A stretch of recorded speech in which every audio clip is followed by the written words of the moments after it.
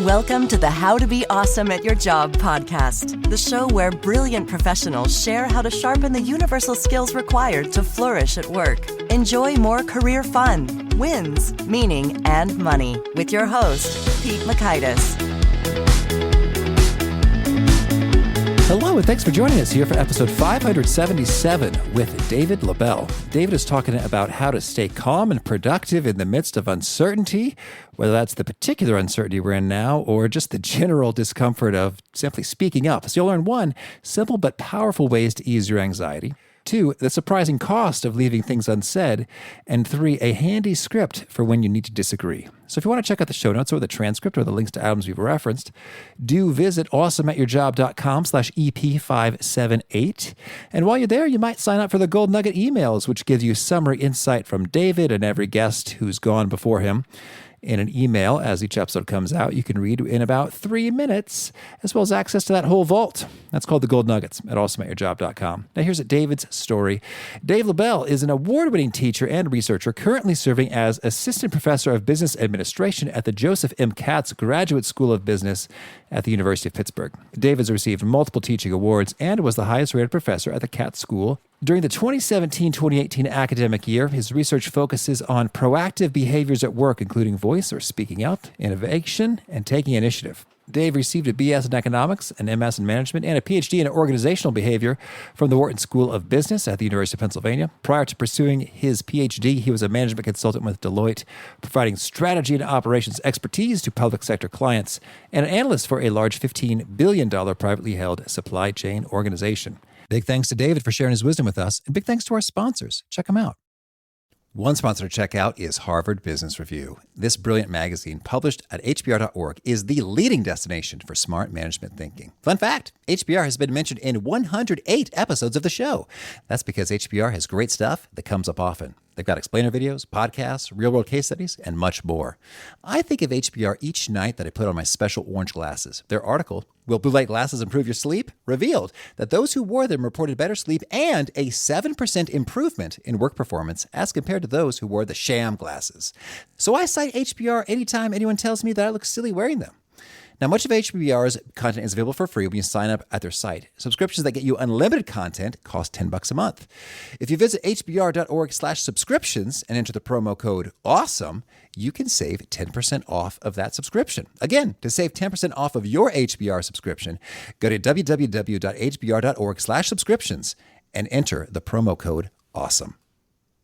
And big thanks to our sponsor, Acorns. Acorns makes it easy to start automatically saving and investing for your future. You don't need a lot of money or expertise to invest with Acorns. In fact, you can get started with just your spare change. Acorns recommends an expert-built portfolio that fits you and your money goals, then automatically invests your money for you. NerdWallet.com, whom I love on these sorts of matters, gives Acorns a whopping 4.7 stars and says, quote, if you want to make the most of your spare change, there's no better place to do that than Acorns. Head to acorns.com/awesome or download the Acorns app to start saving and investing for your future today. And we got a legal disclaimer here. It may not be representative of all clients. Tier 1 compensation provided. Compensation provides an incentive to positively promote Acorns. View important disclosures at acorns.com/awesome. Investing involves risk, including the loss of principal. Please consider your objectives, risk tolerance, and Acorns' fees before investing. Acorns Advisors LLC, Acorns, is an SEC-registered investment advisor. Brokerage services are provided to clients of Acorns by Acorns Securities LLC, member FINRA/SIPC. For more information, visit acorns.com.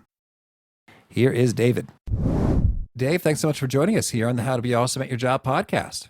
Thanks. I really appreciate being here. Looking forward to talking with you this afternoon. Oh, well, I'm looking forward to it as well. And I think we'll have a lot of good chats about being proactive and facing fear and speaking up and initiative and all that. But I understand your initial entree into the world of work was not quite as illustrious. Can you tell us a bit about that? Yeah, so right after graduating from business school, I got my first job with a large wholesale grocer. And it was a relatively typical job in the sense that it was like a business analyst. I was going to be like an internal consultant, helping them solve problems. But I remember going on my first day of work, having like an orientation, having a good day. At the end, they said, we have a present for you. And I said, well, and we opened it up and it was a box of steel-toed boots. And we were like, what is this for? You know, they said, you're going to be working in the warehouse for 3 weeks. And we had some inkling that we were going to be doing some stuff in the warehouse, but we didn't know we'd be working in the warehouse, like on the shop floor. So we actually worked the night shift for 3 weeks. And it was 9 p.m. to 7 a.m. because that's when you do most of the distribution for groceries. And it was a large wholesale grocer, did most of the distribution for New England and Pennsylvania and grocery stores. So most of those trucks go out at the middle of the night. So we were working night shifts and we had to pick cases. So you're in this gigantic warehouse and you had to go up and down the aisles riding on these like scooter things and picking cases of cereal and snacks and putting them on a pallet and then getting them ready to go on the truck. And I remember getting made fun of. The workers would say, I had computer hands, because I would get calluses all over it. And so it impressed my girlfriend and now wife at the time. I guess it was a little bit blue collar, like this tough guy. And it was just a really interesting time because I remember me and my roommate and colleague at the time, we'd finish our shift about 6:30, 7 o'clock in the morning, and we'd get dinner at the all-you-can-eat buffet at the hotel. We'd watch the opening of the stock market at like 8:30, and we go to bed and then repeat. So I was this hotshot business school graduate, ready to solve problems. And here I was working on the shop floor for 3 weeks, but it taught me so much about the entire business. And then when I worked in procurement months later, I could talk to the warehouse guys much easier and totally understand with their perspectives and like jointly solve problems that way. So it actually ended up being a great way for me to see the entire organization and then proactively come up with ideas. Because in procurement, I could say, hey, look, we could do this, but that's going to be an issue for the warehouse guys. Maybe we should do it this way where we both can gain. Just seeing the whole organization, it actually ended up being a great first job for many ways. Well, that is cool. And I really dig sort of forward-thinking organizations that go there, as well as humble people who like, excuse me, I have a fancy business school degree. So that's cool. Now, you've got a number of areas of expertise, and I'm really interested in talking a bit about fear and speaking up and having a touch of coronavirus influence when it comes to fear and workers in the mix. So can you orient us in terms of what are you known for? What are you the expert in? Yeah, so I did my dissertation on different types of fear at work, especially in relation to speaking up. And we actually know quite a bit about this, and it's very, very pervasive, leading people to remain silent. And you just see it now in the news. You speak up and someone gets fired, right? You see that at a very high level. And there's a lot of research on this, and it really almost comes from from our parents, from little kids. Like you're taught not to ask too many questions. And so there's some good research on showing that this type of fear gets started when we're very, very young, a fear of authority. So we don't want to challenge them even when we're older.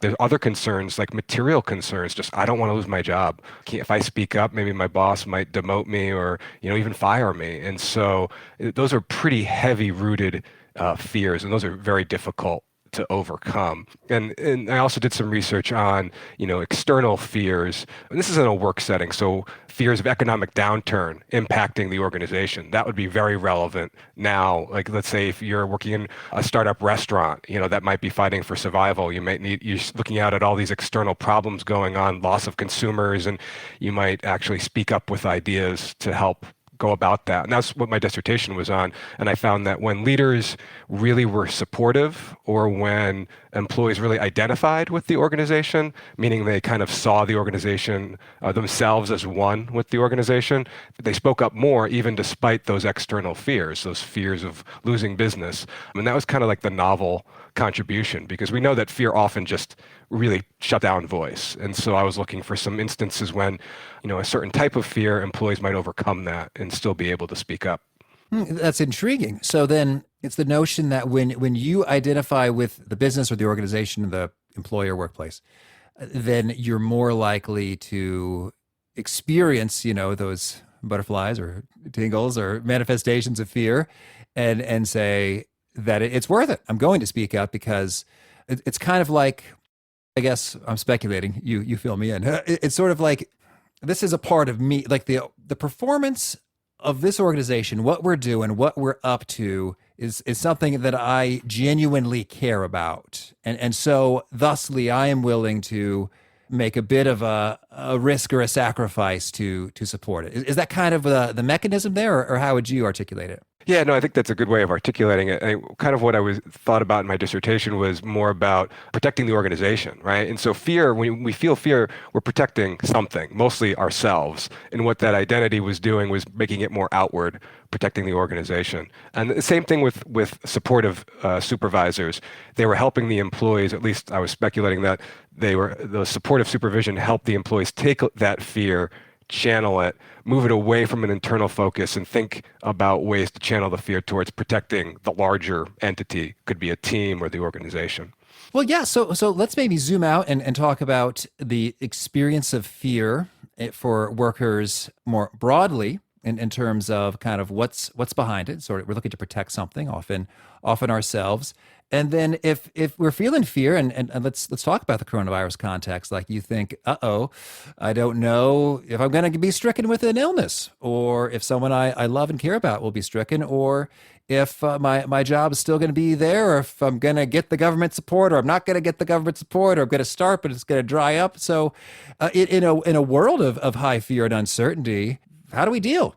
Yeah, it's really tough because, a lot of our first reactions with protection are kind of very rigid, opposite of what you want during these times, to be able to adapt. I mean, and that's just a natural thing. When we get fearful, we constrict our focus. We narrow our focus of attention. And sometimes that's very good if you already have an existing habit or routine to deal with the situation. But in this case, it's not happening because we all have to develop completely new routines, right? We're working from home. We have kids at home during work. And so your routine is completely disrupted. So this makes it really, really difficult. And I think, for me, even just starting at a basic level, simple things like just even articulating, I'm afraid, I'm afraid of something. I'm afraid of, what is it, losing my job, coming down with the virus, of being depressed, could even be I'm afraid of not seeing my coworkers, friends, family for a period of time. And I think it may seem like such a small step, but articulating it, there are different protective measures that you need for each of those different types of fear. And so, fear can be adaptive when you start to think about what it is and what's appropriate for the situation, and how you might be able to protect yourself. Or, in some ways, if you turn it outwards again, and I think I'll use that a lot today, thinking about maybe I don't have to focus on my work. Maybe I can focus on protecting my kids, right? And just making sure that they're safe and that they're happy, right? And I think that's something to do. And if you're alone working at home, I think if it's work focused, just develop some sense of efficacy. That's another way to overcome fear. And so take something that you're very good at, start off with one goal a day and accomplish it. And again, it might seem very small, but just that small act of accomplishing something, feeling like I did something today, recognizing that you are good at something, I think that can help, at least temporarily, distract you from those fears. And it's like small wins, like goal setting, small wins. Do a little bit each day and kind of build the pile. And I got to admit, and especially, for your listeners, and I teach this stuff, in this situation, I found it very hard. I'm literally now on my desk have like kind of lists of just start small wins, one thing a day, and then kind of check that off. And it feels good to check it off, and then, I started work earlier today, and then by 8:30, I was basically done with that task, and I felt really good about that. And so I was like, well, maybe I'll add that to my routine, like start work a little bit earlier and then go the kids with their lessons for a little bit. A lot of powerful, actionable stuff, right off the bat there, in terms of, so the fear bubbles up when there's something sort of at risk, like a loss may occur. Loss of job, loss of income, loss of health, loss of fun times, seeing friends, family. And sort of that is kind of what's behind fear. And thusly, we want to respond via protection, taking a protective action. And so one tool is to just, kind of shift the focus on who and what we're protecting. Another tool is to just identify it, articulate it clearly. I'm afraid of this. It's sort of unmasked, and then you could look at it straight on. And then another one is to efficacy, just sort of get something done and feel good about what you're capable of and how you're working. So those are some great tools, right off the bat. And then in the particular context of speaking up, it's like, are there extra considerations there in terms, or is it all just sort of like the same guidelines apply? So overcoming fears of speaking up? Right. So you have an idea, you think, this is going to maybe be upsetting to someone. It's a different perspective. It could make me seem out there or dumb or offensive, to the big boss who has the opposite point of view. How do we manage that? Yeah, so I'll start with what I think is the most intriguing way to overcome your fears of speaking up, and then I'll kind of back into some of the more, what I think are the more smaller steps. But the first one I think is another negative emotion, actually anger, one. And so I'm taking it outside of the context of coronavirus here. I'm talking about work settings here. A lot of times in anger, maybe at an injustice or mistreatment, is something that can really fuel overcoming fear and almost put it almost completely aside. But again, it almost ties to something bigger, like some sort of sense of injustice or mistreatment. And that is something that can often overcome that, can overcome the fears of speaking up. The caution there, of course, is if the impetus is a negative emotion, you may not communicate your idea very well, especially in a work setting. So it's like, am I going to blow up about this in the meeting? And kind of the better way might be to regulate that emotion in the sense of, recognize that you have it, table it completely, but think about a better channel or a better time, especially maybe one-on-one as opposed to a meeting. And so it's not easy to do, but anger can often provide the fuel, and it's really effective if the person has some, control over that emotion. So there's always a caveat there. So that's one thing is, when you see things, and I think I encourage people when they see things at work that they know aren't right, use that, recognize that, again, label it. And so that might help you, because you're probably going to be weighing, well, will the boss get mad at me? But use the anger as an indicator that there's probably something strong here and worth speaking up about. Maybe not right now in the moment, but maybe shortly thereafter, or maybe with the help of someone else, maybe form a coalition or something like that. But use that anger kind of productively as an indicator emotion that there's something wrong that needs to be addressed. That's great. Well, hey, there's one. Keep it coming. Lay it on us.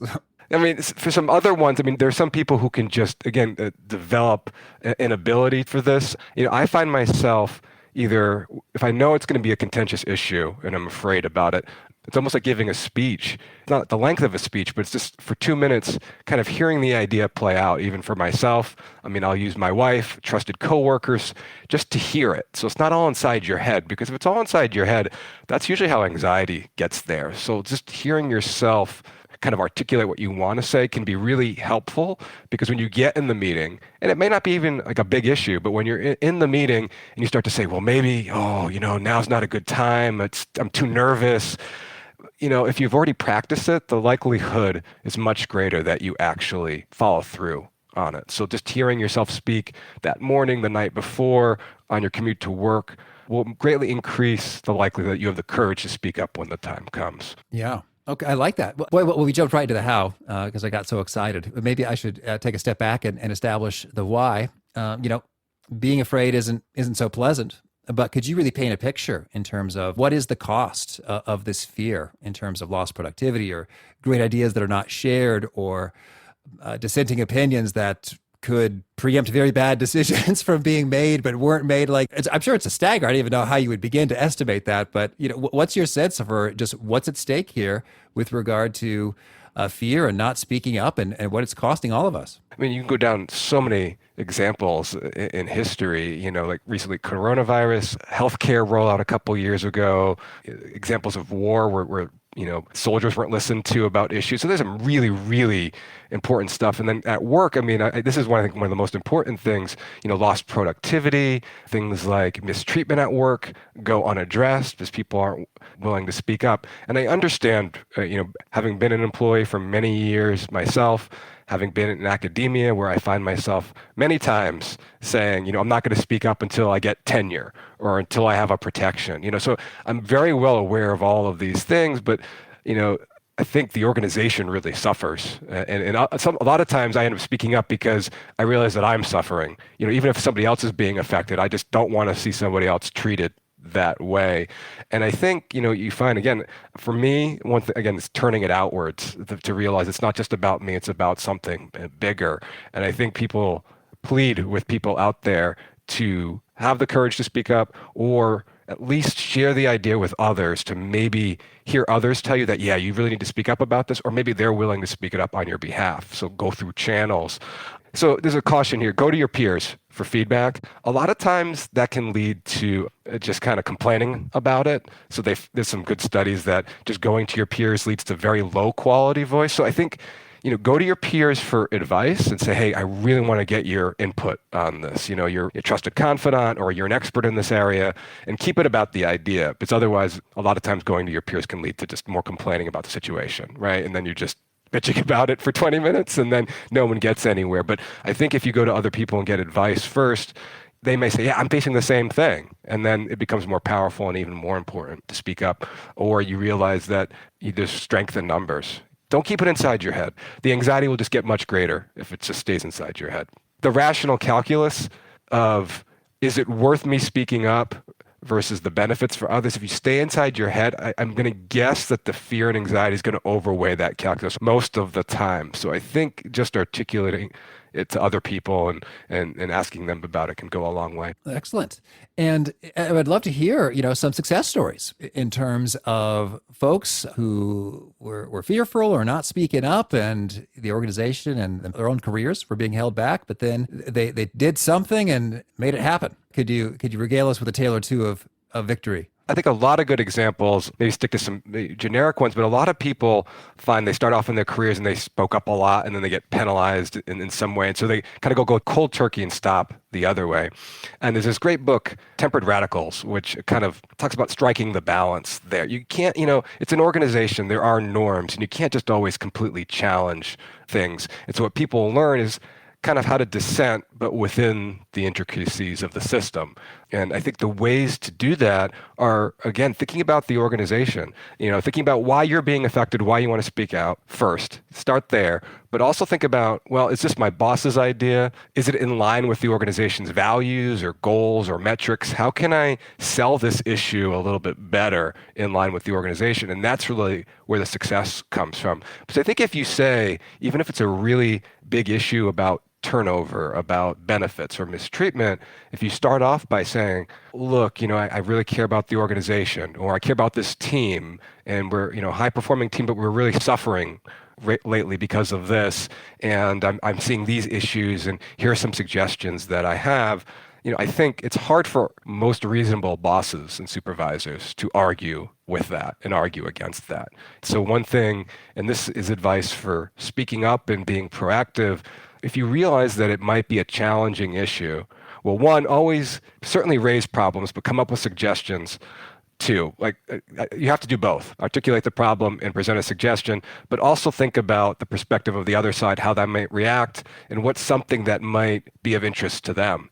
Your interest might be other focused, but you might lean on their self-interest, right? In pitching the idea by, sticking to the bottom line or talking about the benefit to, financial metrics.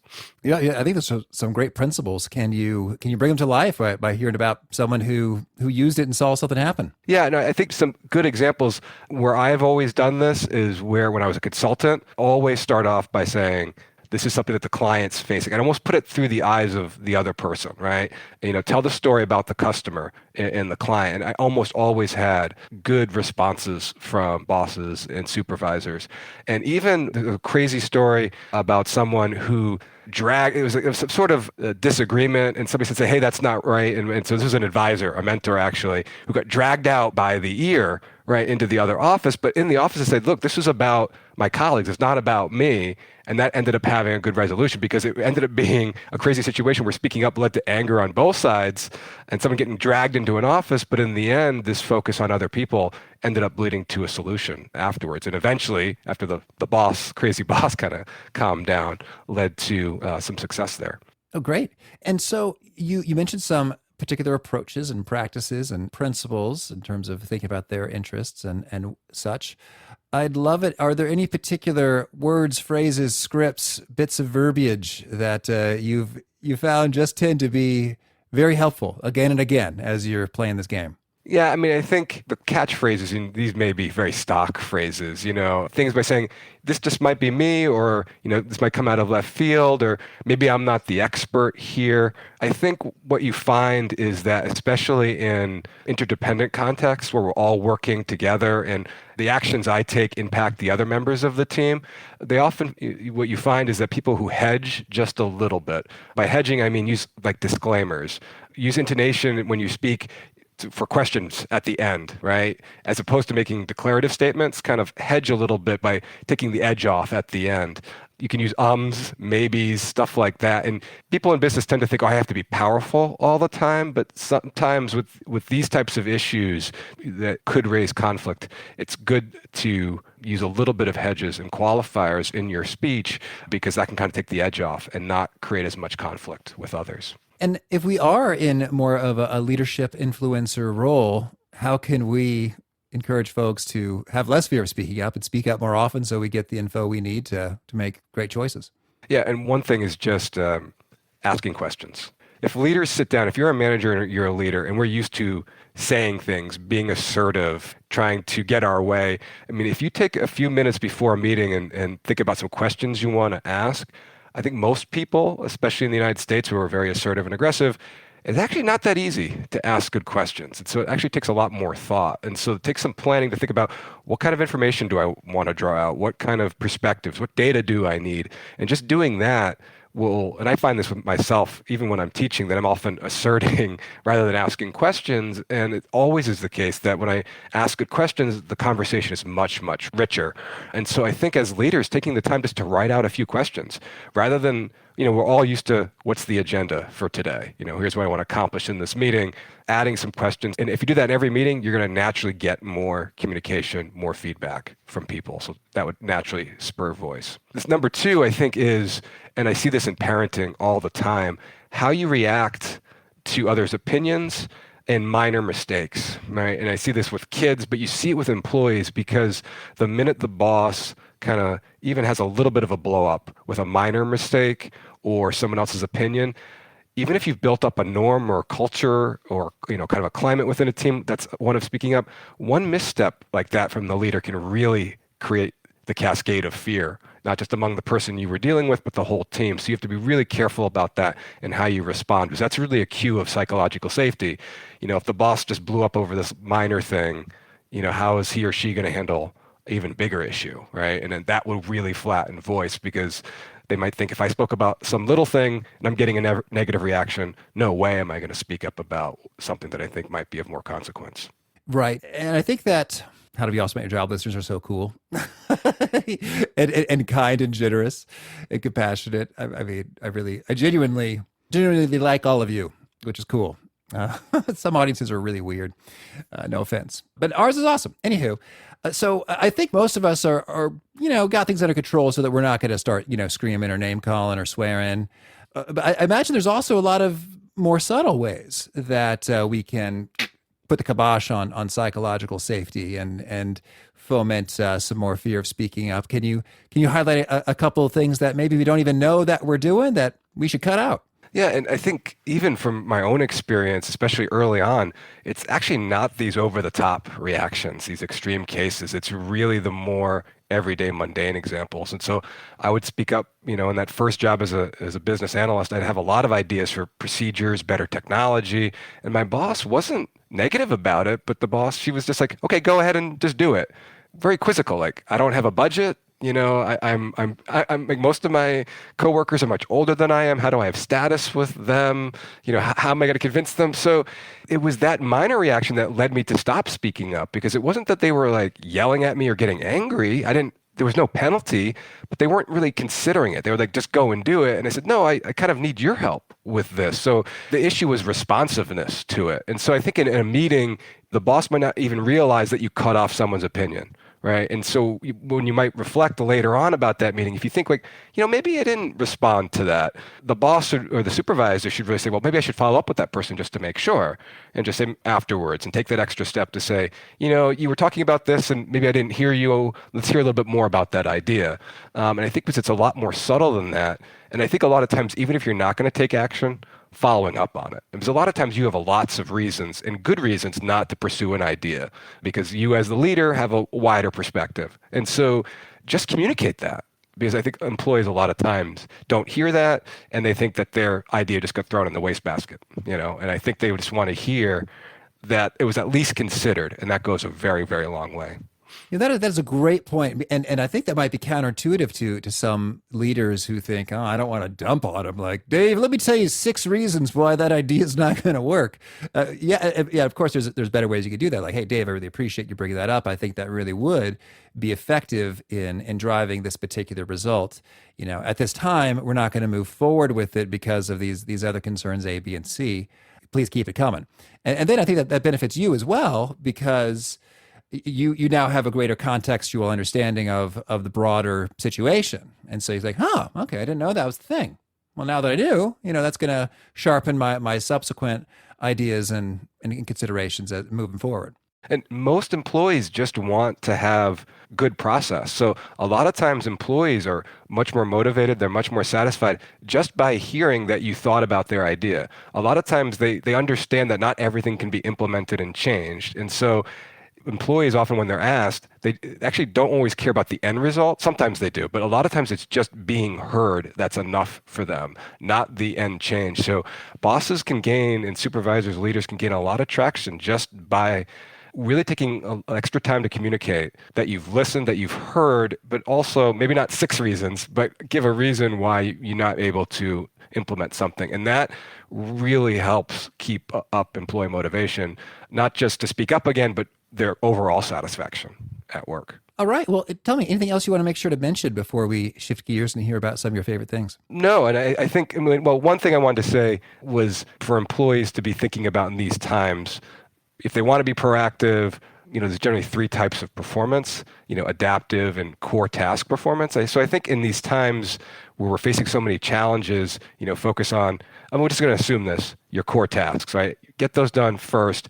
But there are 2 other types of performance, the proactivity part, which is the speaking up part, and the adaptivity part. And I think that people are saying, should I still be proactive and doing all these things? And I'm not so sure. It requires a lot of energy to do these things, focus on the core tasks, and also focus on the adaptation part, especially during these times, and then maybe kind of look out into the future about what comes next. And so I think people nowadays, I'm still talking to some coworkers and other even students, like, should I be looking out into the future and being proactive? I'm not so sure in these current times. Normally I say yes, but under, in these circumstances, we might not have the energy. Yeah, that's a great point. Like, if you may not have the energy, yeah. If one of my colleagues said, Pete, I got 10 great ideas for how to optimize this podcast, I say, that's cool. Maybe give me your favorite, or maybe begin evaluating those on your own, because it's kind of hard to, nail the basics right now. Exactly. You might want to refrain from some of that more group-oriented proactivity now. Focus on the self. If you're going to put something proactive, make it skill development, like Zoom training or something else like that, or learn some new technology. There, I would make it for the self. But I think some of these other behaviors that really help organizations and teams function, I think now just getting the baseline set up first and making sure you get your core tasks and adaptive. And I think especially for people who may be worried about job insecurity or something like that, I think that's, the best thing they can focus on is maybe think about those 3 different compartments of your job and focus on, what's most important on a day-to-day basis. Excellent. Well, now could you share with us a favorite quote, something you find inspiring? My favorite quote is, I have a mind that is open to everything, but attached to nothing. Wayne Dyer used that a lot, and I think it comes from Talopa, who's like an ancient monk. I really like that idea of a mind being open to lots of everything, but not attached to anything, because I think you see leaders get attached to something or always feel the need to defend. And I see that in myself a lot, and I often reflect on how can I be more open-minded about things. And I think for the challenges that we face in most industries, regardless of the present times, just with changing technology and increased competition, we need more open-minded thinkers. And how about a favorite study or experiment or bit of research? My favorite stuff before I even went into grad school was on psychological safety within teams. Amy Edmondson's work at Harvard, at Harvard, and she did stuff with nurses and really important stuff that found when nurses had higher levels of psychological safety, they were more likely to report errors within hospital wards and units. That research also kind of looked at how teams functioned a lot better and could adapt and learn a lot better when they had psychological safety within teams. And so that kind of spurred my interest into speaking up and the topics of fear and how we might address those things. And how about a favorite book? Probably some that you've heard on the podcast, but definitely Switch. I mean, there's always so many good things about how to change, again, how to adapt, how to lead change. That book by the Heath brothers, I assign it, and I'm always rereading it and re-highlighting things. And also the book Deep Work, which is especially important now. I have it on my shelf to reread to get focused because it gives a lot of good habits for dealing with distraction, especially with social media, online, internet. Now being at home, it seems even harder to get away from social media distractions and also to find a half hour, an hour of concentrated time. So Deep Work's another good book for tips on how to do that. All right. And how about a favorite tool? Something you use to be awesome at your job? One thing that I found over the years, and I'm a big person in terms of data, and I really like to be tracking things. So I have like a writing goal every day. And really what it is like a goal setting chart. I remember over the last 4 to 5 years, it's actually not that easy to set a daily goal. You start to realize they're very broad at first. And 5 years later, I think I'm finally good at setting very specific SMART goals every day that are very actionable and concrete. And I have a bunch of different columns. I put it in an Excel spreadsheet and track that daily. And at the end of the year, I always kind of analyze it. And it's really, really helpful to both on a daily basis and at the end of the year reflect on some of that data because it can really, really uncover some personal trends about when I'm most productive, when I'm not, what's working and what's not. At the end of each year, I'm able to come away with 2 or 3 things that have really boosted my productivity, but also hindered it. And then that goes on my list of things to focus on for the next year. And it kind of creates a virtuous cycle. Whew. But, Dave, I could talk to you for an hour plus about a goal-setting spreadsheet, but I'm going to restrain myself, but got to get just a couple more details. So, all right. So what's the row? What's the column? What's the units? How's this unfold? The rows are just days by months because I'm teaching in certain terms and doing research. So each row is a day. Yeah. And then the columns are really, I have a setting for what's the goal for the day. And for me, it's how many words, the main metric is how many words I wrote.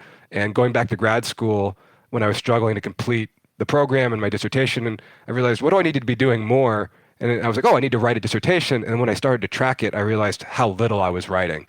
And so that's been a major metric. And it really helped me to realize it doesn't have to be good writing. It just needs to be writing. And so over the years, I've seen just a very strong increase in the amount of, words I write per day.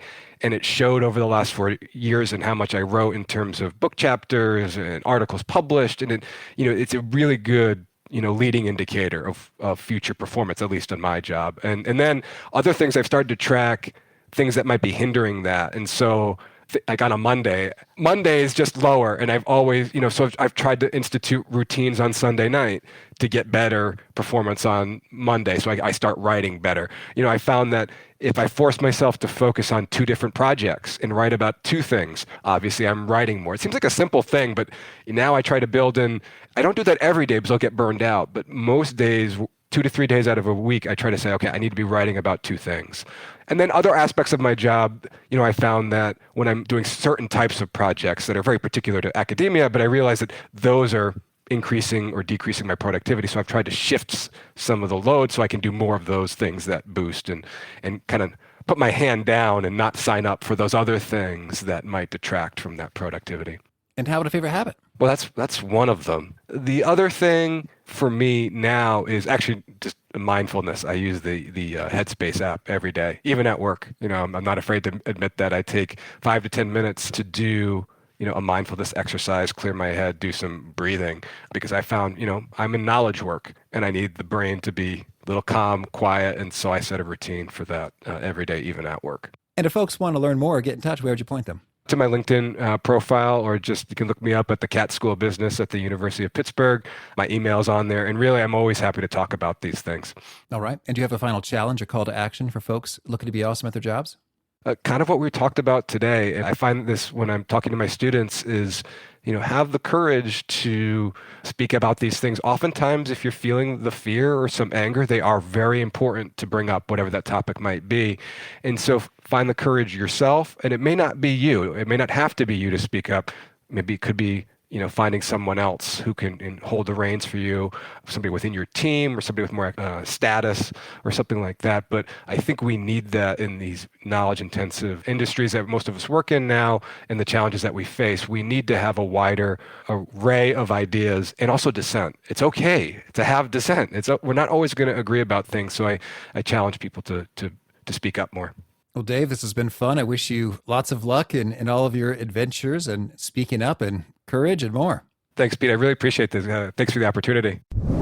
I really appreciated Dave's little tip associated with when you're about to speak up and say something that could be some dissent, some disagreement, you put a little preamble on it. And watch yourself. You don't want to do that every time that you speak, or then you sort of seem not so confident and powerful in your presenting and what you believe in and your ideas. But when you're worried that something might be a little bit edgy, disagreeable, dissentee, cause for concern with folks who don't know where it's going to land, I love those little preambles. And I will frequently, say things like, "Hey, I'm only a podcaster, so from my perspective, I wonder about this." It's like, to what extent does this work? I think it's huge to take a moment and think not about whether you're going to say it and worry about it, but rather how you're going to say it. And a little bit of a preamble. I'm not an expert. I'm just trying to get the lay of the land here. I'm new here. This might be a silly question, but one thing I don't quite understand yet, or maybe I overlooked, maybe you covered this in a previous meeting. Could you just quickly bring me up to speed on this? Just a little something along those lines can really go a long way in diffusing some of the tension. So thanks for that, Dave. The show notes, the transcript, the links to items we've referenced are at awesomeatyourjob.com/ep578. If you haven't already, I hope you'll push subscribe. You'll catch our next guest. It's Keith Ferrazzi. That's right. Maybe you've heard of him. Never Eat Alone, Who's Got Your Back. He's got some more insights on leading without authority, building and deploying internal networks effectively to get stuff done in your organization through relationships. Hope to catch you there. And peace. Thanks for listening. To get the most out of the show, we recommend 2 key things. First, check out the extra resources at awesomeatyourjob.com. You can find this episode's transcript and links, as well as the perfect episode for your situation. You can search the full text transcripts of hundreds of episodes or explore episodes tagged by topic and competency covered. Second, subscribe to the podcast and get future episodes automatically. You can subscribe by telling Siri and several other smartphones and speakers, subscribe to the How to Be Awesome at Your Job podcast, or by tapping subscribe in your podcast player of choice. If you'd like some extra help figuring out podcasts and how subscriptions work, visit awesomeatyourjob.com/subscribe for guidance. Hope to catch you on the next episode of How to Be Awesome at Your Job.